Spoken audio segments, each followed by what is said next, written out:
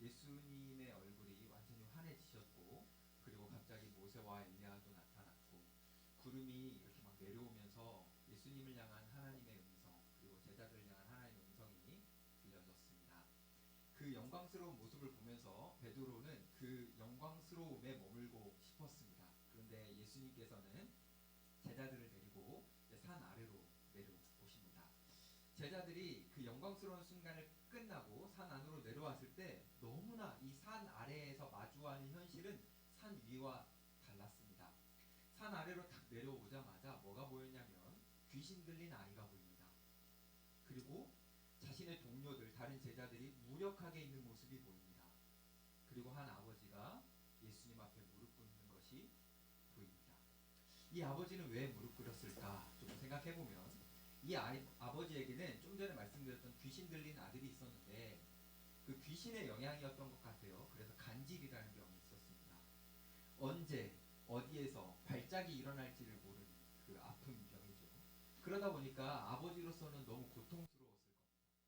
이 아이의 병이 좀 해결되면 좋겠는데, 치유되면 좋겠는데 잘 안 되는 거죠. 그래서 때로는 랍비를 찾아가기도 하고, 심지어 어디 멀리 있다고 하는 치유자도 찾아갔는데 아무 소용이 없었습니다. 뭔가 마음속에 소망이 점점 사라져가고 근심과 걱정이 더 밀려오는 그 순간에 희망의 소문이 들리는 겁니다. 예수님과 제자들이 근처에 오셨다라는 소문이죠. 그래서 뭔가 소망이 다시 생기면서 이 아이를 예수님 앞에 데려가면 되겠구나라는 마음으로 예수님 앞에 데려왔습니다. 근데 문제는 예수님이 안 계셨다는 거. 예수님을 향해 왔는데 예수님은 세 제자와 함께 산에 올라가셨어요. 그리고 나머지 제자밖에 없었습니다. 이 아버지는 급한 마음에 이 나머지 제자들에게라도 도움을 받고 싶었어요. 그래서 고쳐달라고 요청을 합니다. 그래서 나머지 제자들이 어떻게 하냐면 정말 고쳐주기 위해서 애를 씁니다. 근데 문제는 안 고쳐지는 거예요. 해결이 안 되는 거예요. 제자들은 머쓱해지고 이 아버지는 낙심하고 아이는 여전히 고통 가운데 있는 순간이었습니다. 실망감이 가득한 그 순간. 이 아버지는 떠날 수도 있어요. 포기할 수도 있어요.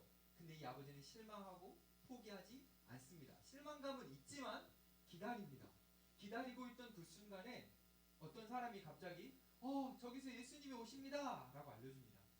그것을 막 듣고 예수님이 오시는 것을 보자마자 이 아버지가 아이를 데리고 가서 예수님 앞에 섭니다. 여러분 14절 한번 볼까요? 그들이 무리에게 이르매 한 사람이 예수께 와서 꿇어 엎드려 이르되. 여러분 지금 이 아버지가 예수님 앞에 꿇어 엎드렸습니다. 근데 이 표현 자체는 어떤 표현이냐면 그 마태복음 초반에 나오는 동방박사들이 아기 예수님을 향해 경배하는 그런 표현입니다. 그러니까 지금 이 아버지는 단순히 예수님 앞에 무릎 정도 꿇은 게 아니고요. 무릎만 꿇은 게 아니라 얼굴을 완전히 땅에 대는 경배의 자세를 예수님 앞에 한 거죠. 근데 사실 이건 할 수 없는 일이에요. 여러분은 할 수 있죠. 무릎 꿇고 그냥 뭐 얼굴 땅에 대는 거 그거 뭐 못할 일입니까? 근데 유대 문화권에서는 이게 안 돼요. 왜냐면요. 랍비들이 사람들에게 어떻게 가르쳤냐면 남자는 공개적인 자리에서 울어서는 안 된다 이렇게 가르치면서 공개적인 장소에서는 사람을 향해 엎드리면 안 된다라고 가르쳤습니다. 왜냐하면 하나님에게만 엎드리고 하나님에게만 무릎 꿇어야 된다 그렇게 가르쳤어요. 이 가르침이 당시 유대 사회 전반적으로 퍼졌기 때문에 당연히 이 아버지도 그거를 알고 있었을 겁니다. 그리고 예수님을 향해 사람이시잖아요. 눈에 보이는 사람인 예수님을 향해 무릎 꿇고 엎드린다라는 것은 다시 말해서 사람들의 인식을 거부하는 행동, 자신의 체면이 살려지지 않는 그런 행동이었습니다. 근데 이 아버지에게는 하지 않아요. 체면보다는 자신의 아들이 낫기를 바라는 절박함이 더 컸습니다. 그래서 절박함을 가지고 예수님 앞에 무릎을 꿇을 정도가 아니라 완전히 얼굴을 땅에 대었던 거죠. 저는 이 지점에서 여러분들에게 묻고 싶습니다. 여러분들은 체면보다 더 큰 절박함이 있습니까? 내가 이렇게 하면 사람들이 이렇게 생각하겠지? 내가 이렇게 하면 사람들이 이렇게 나를 판단하겠지? 라고 하는 그 모든 것을 넘어서는 그것을 넘어서서 주님 앞에 완전히 엎드리게 하는 그 절박함이 여러분들에게 있나요? 사실 이 유대 문화뿐만이 아니라 우리가 사는 이 시대도 우리가 엎드리지 못하게 만듭니다. 왜일까요? 우리가 사는 세상 속에서 세상은 우리에게 이렇게 말하잖아요. 너의 능력을 보여줘. 누구에게도 무릎 꿇지 마. 고개 뻣뻣하게 딱 들어.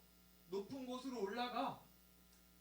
세상이 말하는, 우리에게 말하는 이야기입니다. 이런 세상 속에 살고 있는 우리들은 자연스럽게 누군가에게 엎드리고 무릎 꿇고 얼굴을 땅에 대는 것이 참 어려운 일입니다. 하지만 저와 여러분들은 주님 앞에 무릎 꿇을 수 있어야 됩니다. 왜냐하면 우리가 주님 앞에 무릎 꿇을 때 그때만 주어지는 하나님의 은혜가 있기 때문입니다. 이 아버지가 멀리서 예수님이 왔구나 이랬을 때는 아들이 치유되지 않았을 거예요. 하지만 절박함을 가지고 주님 앞에 찾아가서 무릎 꿇었을 때에 아들이 치유되었던 것처럼 우리도 절박함을 가지고 주님 앞에 무릎 꿇기만 하면 선하신 주님께서, 우리의 필요를 다 아시는 주님께서 여러분과 저에게 은혜를 베풀어 주실 겁니다. 이 아버지는요, 예수님 앞에 탁 무릎 꿇고 자신의 상황을 예수님 앞에 고백합니다. 15절 한번 볼까요?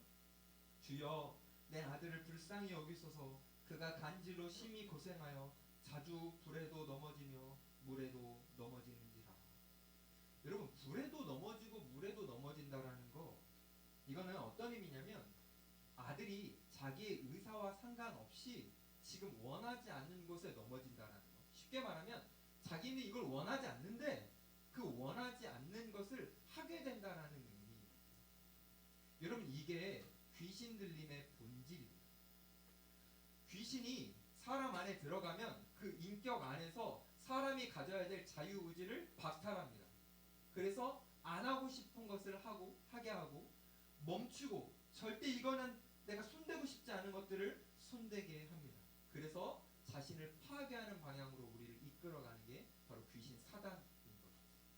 우리는 이 부분을 보면서 그래, 이 아들은 귀신 들렸구나, 그렇게만 생각할 수 없습니다. 왜냐하면 귀신 들려서 물에 넘어지고 불에 넘어지는 이 상황은 사실 현대에도 너무나 많이 일어납니다.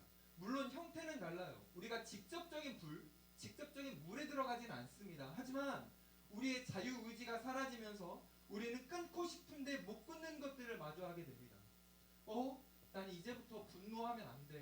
내가 분노하니까 관계가 틀어지고 안 좋아지는구나. 막 이런 걸 경험하면서 나 이제부터 분노하지 말아야지 하는데 어느 순간 내가 울컥하면서 또 터지는 분노가 있습니다.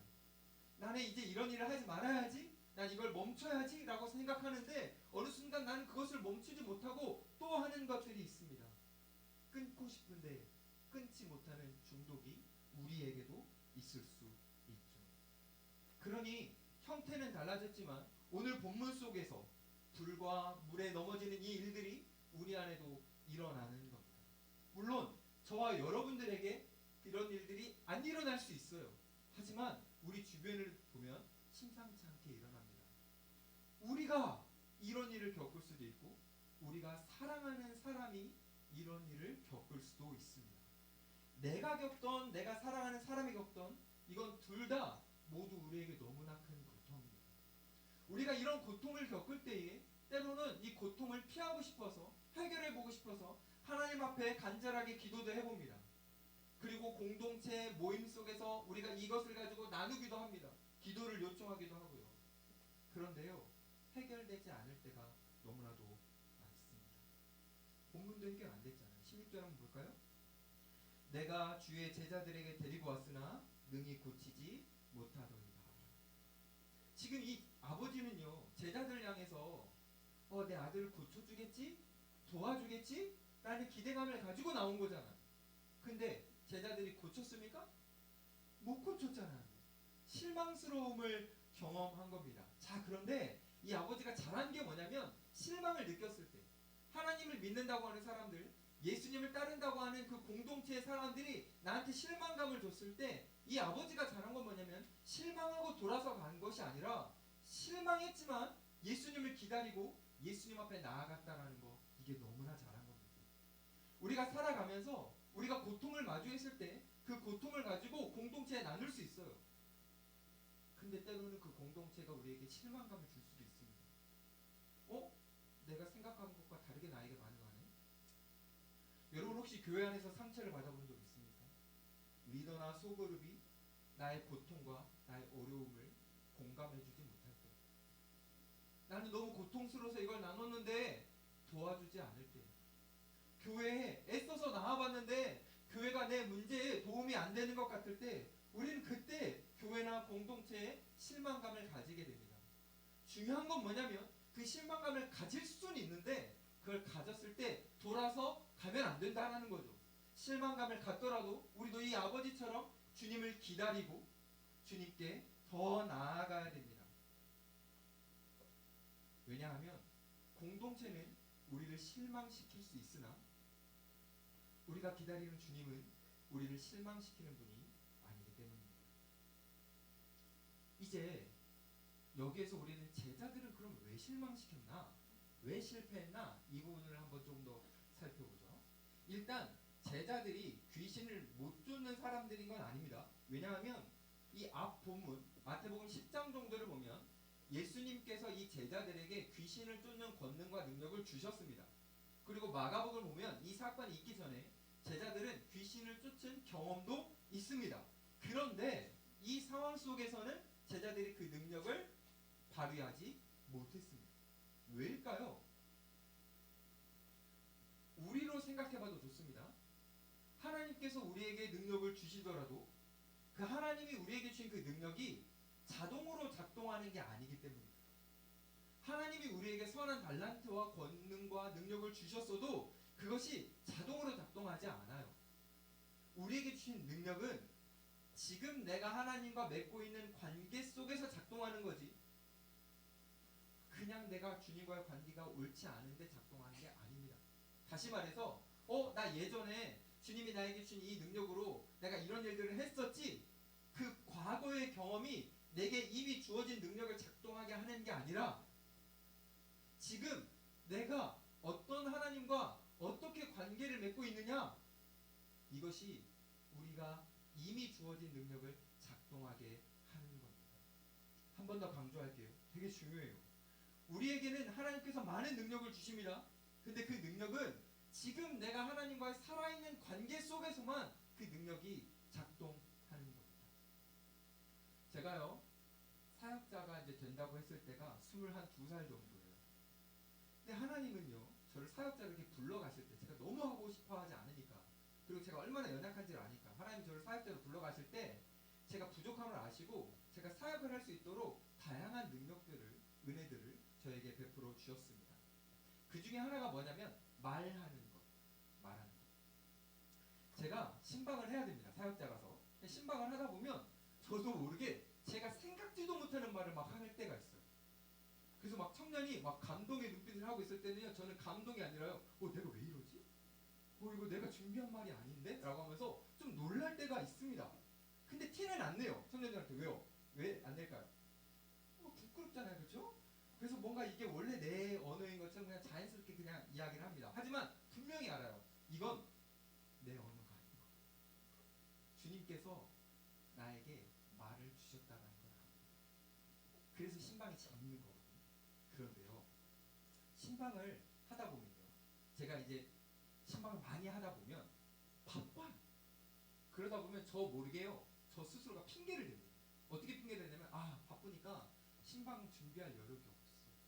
그래서요, 때로는 기도도 안 하고 하나님 앞에 의지도 안 하고 하나님 앞에 의탁도 안 하고 그냥 제 발걸음으로 그냥 내가 뭐라도 된 것처럼 그냥 갑니다. 그럼 어떤 일이 일어나는 줄 아세요? 신방이 안 돼요. 저는 하나님의 부름을 받은 사역자 맞잖아요. 이미 신방 속에서 하나님이 나를 통해서 말씀하시는 것들을 경험했잖아요. 근데 그게 언제나 신방할 때만 자동적으로 작동하는 게 아니라요, 내가 지금 하나님과 살아있는 관계를 맺고 있느냐, 내가 하나님을 의지하고 있느냐, 내가 하나님을 집중하고 있느냐, 거기에 달려 있더라고요. 그렇구나. 하나님이 우리에게 어떤 능력을 다 주셨어도 그게 자동으로 작동하는 게 아니구나라는 걸 알게 됩니다. 그러면서 요한복음 15장의 말씀이 정말 더 공감이 돼요. 요한복음 15장에서 예수님이 뭐라고 말씀하셨냐면, 나는 나무고 너희는 가지다. 너희들은 나를 떠나서는 아무것도 할 수 없다 라고 예수님이 말씀하셨거든요. 다시 돌아와서 제자들이 왜 실패했는가라고 했을 때 제자들은 이 연결성이 약해진 거예요. 주님 옆에 있습니다. 여전히 주님의 음성을 듣고 있습니다. 주님을 따르고 있습니다. 근데 주님과 깊이 친밀하게 연결되어 있지 않으면 주님이 이미 제자들에게 주셨던 그 능력이 발휘되지가 않는 겁니다. 사랑하는 여러분, 신앙생활 오래 했다 그래서 여러분들을 통해서 능력이 나타나는 거 아닙니다. 공동체의 능력은 여기 있는 사람들이 많이 모인다고 해서 능력이 나타나는 게 아닙니다. 우리가 지금 주님과 살아있는 관계를 맺고 있느냐, 내가 그 주님을 지금 의지하고 있느냐, 신뢰하고 있느냐, 지금 나와 주님과의 관계가 우리의 능력을 발휘하게 하는 겁니다. 이 본문 속에서 나오는 아버지는요, 예수님 앞에 나아가서요, 사실 제자들을 잃는 거예요. 제자들은 능력을 행하지 못했습니다 라고 일렀습니다. 그 말 들으신 예수님이 이제 반응을 해주시는데요. 여러분 17절 한번 볼까요? 예수께서 대답하여 이르시되 믿음이 없고 패역한 세대여, 내가 얼마나 너희와 함께 있으며 얼마나 너희에게 참으리요, 그를 이리로 데려오라 하십니다. 그럼 여기에서 내가 얼마나 너희에게 참으리요, 이걸 살짝 언뜻 들어보면 예수님이 지금 사람들 향해서 야, 못 참겠다 이제, 이렇게 말씀하시는 것처럼 느껴집니다. 근데요, 그런 의미가 아니에요. 이 표현은 구약에 많이 등장을 하는데, 구약의 선지자들이 하나님의 마음을 사람들한테 전할 때 많이 썼던 표현입니다. 오랫동안 기다리고 기다려도 돌아오지 않는 하나님의 백성들, 하나님의 사람들을 바라보면서 하나님이 슬픔을 표현하는 언어가 바로 이 언어입니다. 하나님이 야, 너희는 이제 안 되겠구나, 나한테 등을 돌리겠대, 이런 표현이 아니라 너희가 진짜 말 안 듣는구나, 너희가 못 알아듣는구나, 너희가 들어도 순종하지 않는구나, 그런데 나는 너희를 여전히 포기할 수 없다. 그때 쓰시는 표현이 바로 이 표현입니다.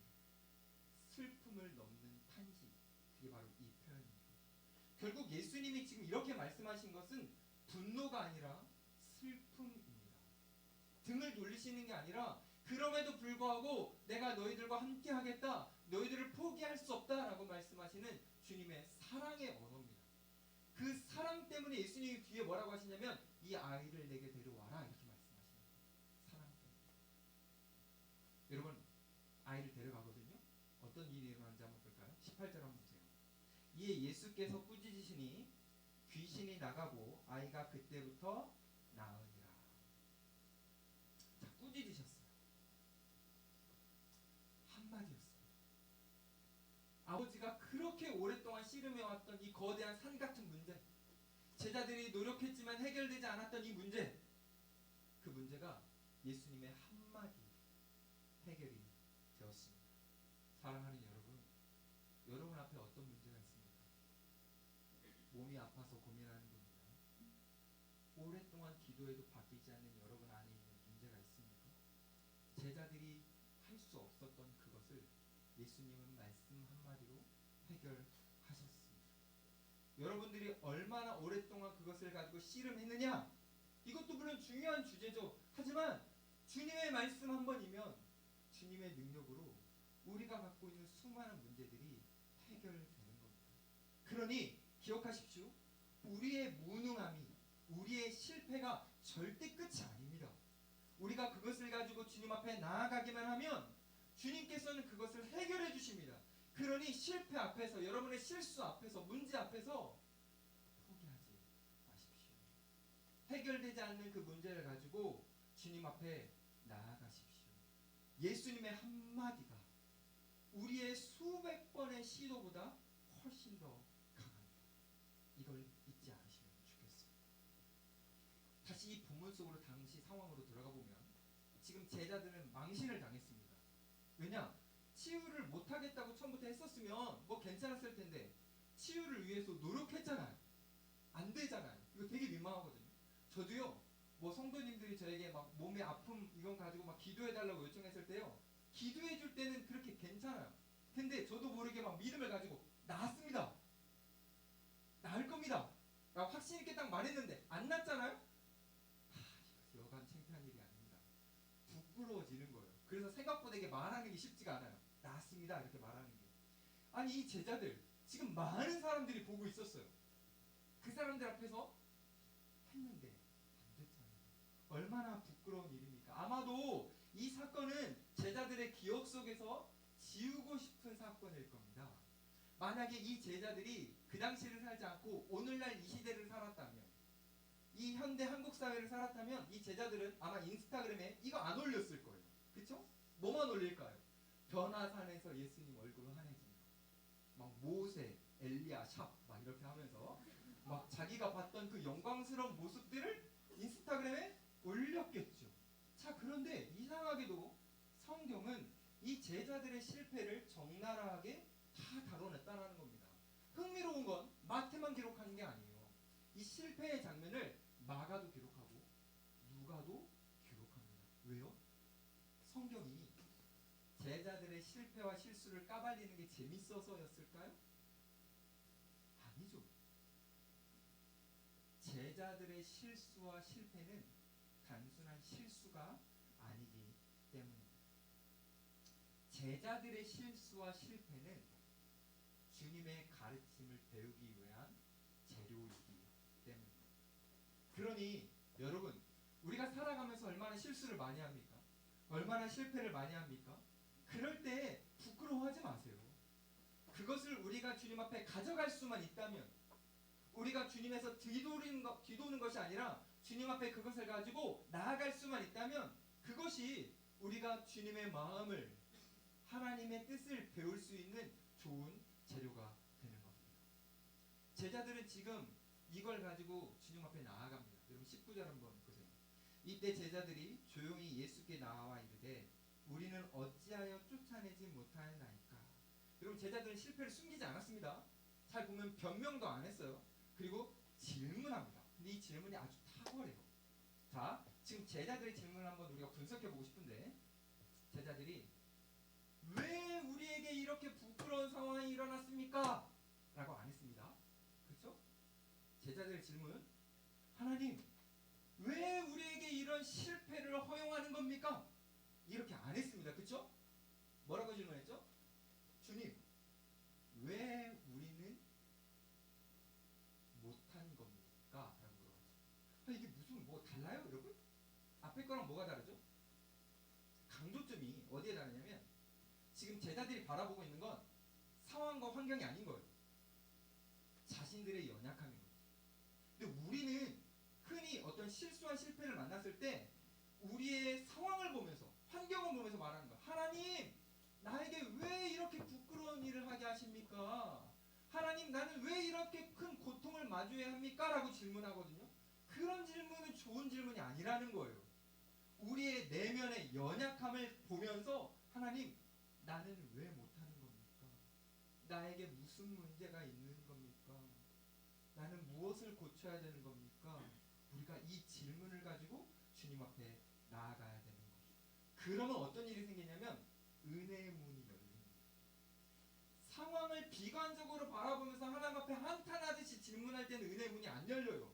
하지만 내 연약함과 내 부족함을 그대로 마주하면서 하나님, 저는 그렇습니다. 저는 이런 존재입니다. 하나님, 저는 왜 이러는 걸까요? 라고 하나님 앞에 내 연약함을 그대로 가지고 갔을 때, 그때 은혜의 문이 열리는 거예요. 하나 더 기억해 보십시오. 제자란, 그리스도인이란 실패하지 않는 사람이 아닌 겁니다. 실패해요.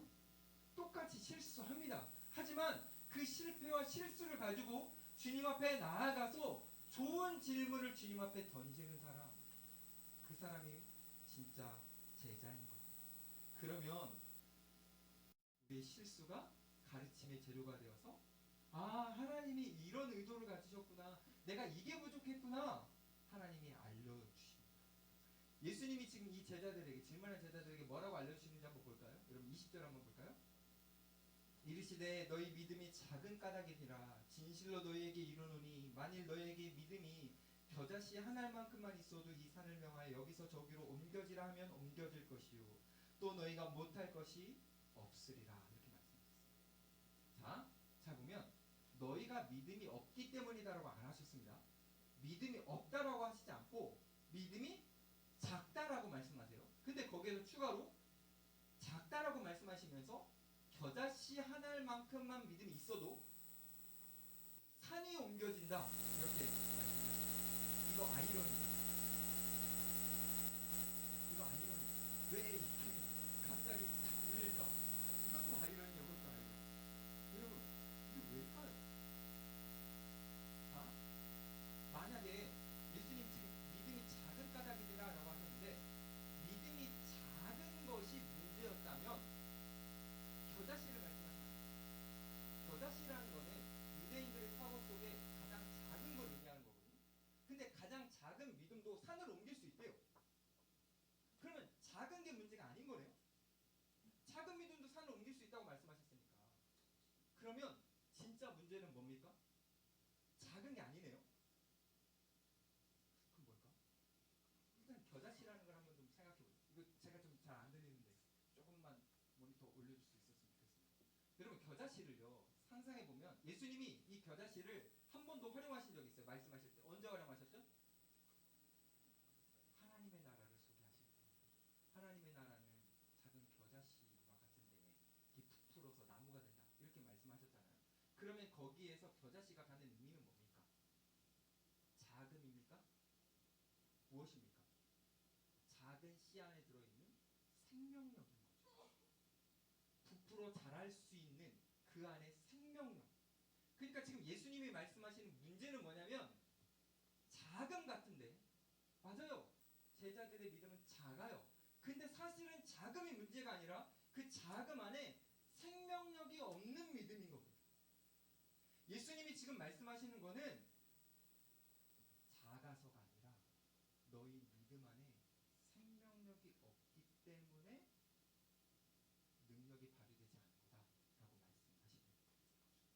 결국 중요한 건 뭐냐면요. 우리의 믿음을 보면 우리는 제자들처럼 작거든요. 믿음이. 그래도 괜찮다라는 거예요.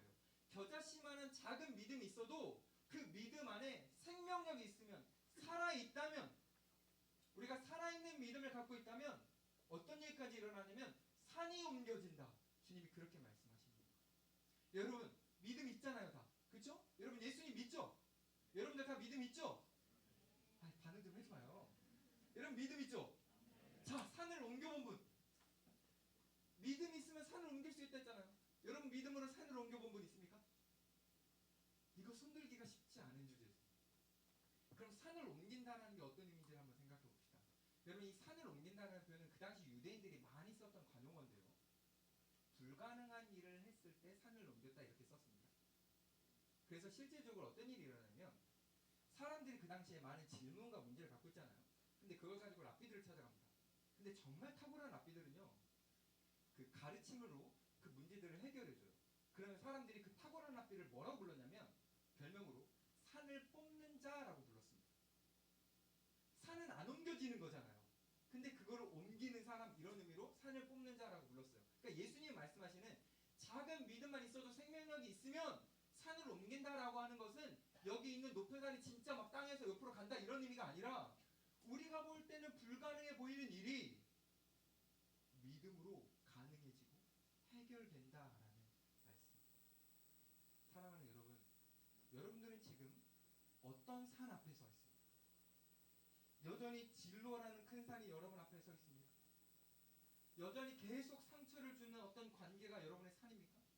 아니면 이거 끊어낼 수가 없는 참 골칫덩이 같은 가족이 여러분에게는 산입니까? 여러분 안에 어떤 산이 있는지 모르지만 그 산이 너무나 여러분들에게 커 보이고 강력해 보이나요? 그 산을 옮길 때 크고 완벽한 믿음이 있어야 된다고 말씀하시지 않았습니다. 작은 믿음 하나 있어도 됩니다. 하지만 그 믿음 안에 생명력만 있다면 우리 앞에 놓여있는 산은 반드시 옮겨지게 됩니다. 예수님이 그것을 보여주시거든요. 예수님은 믿음으로 산을 옮기시는 것을 숱하게 보여주셨어요. 여러분, 기억나는 거 있습니까? 절대 옮길 수 없는 산. 오늘 본문에도 등장하잖아요. 아무도 내쫓을 수 없는 귀신, 간질병. 예수님은 말 한마디로 고치시잖아요. 예수님은요, 죽은 사람도 살려내시잖아요. 사람들이 다 불가능하다고 말했던 그 모든 것들을 예수님은 가능하게 하시잖아요. 그 산을 예수님은 믿음으로 다 옮기시는 분. 예수님이 이 공생에 오셔서 수많은 산을 옮기셨는데 그 중에 가장 거대한 산이 무엇이라고 생각합니까? 예수님이 옮겼던 산 중에 가장 큰 산. 어떤 산일까요?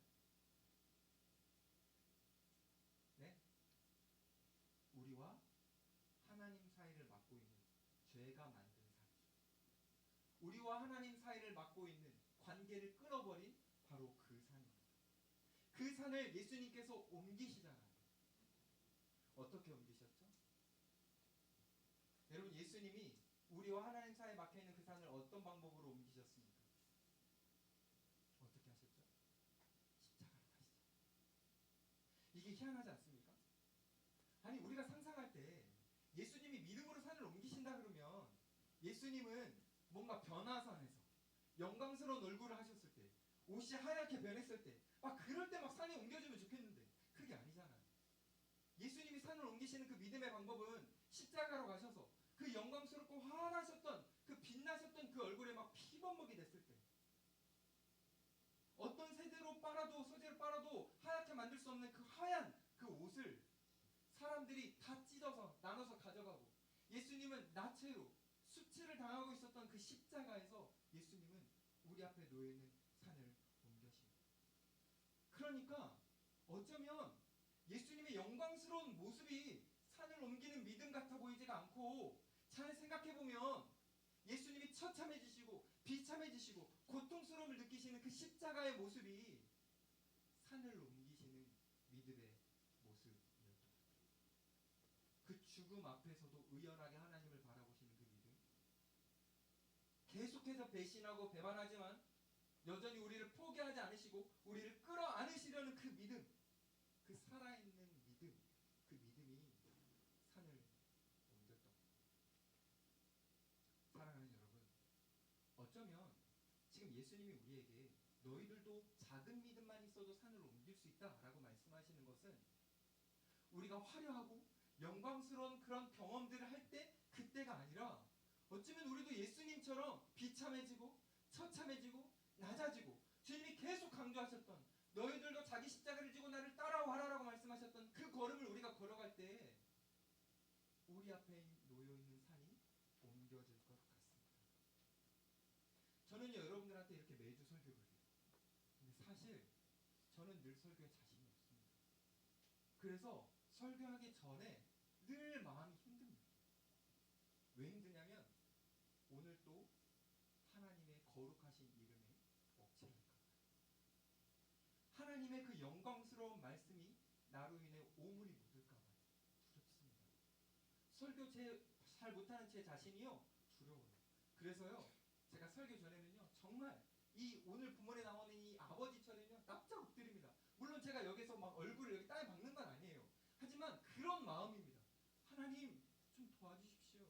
제가 얼마나 부족한지, 제가 얼마나 연약한지, 제가 얼마나 실수와 실패 덩어리인지 하나님 아시죠? 좀 도와주십시오. 하나님 앞에 납작 엎드립니다. 설교 전만. 그러면요 하나님이 그 납작 엎드리는 저의 마음을 이렇게 보시고요, 설교 때요 긍휼을 베풀어 주십니다. 함께 해주십니다.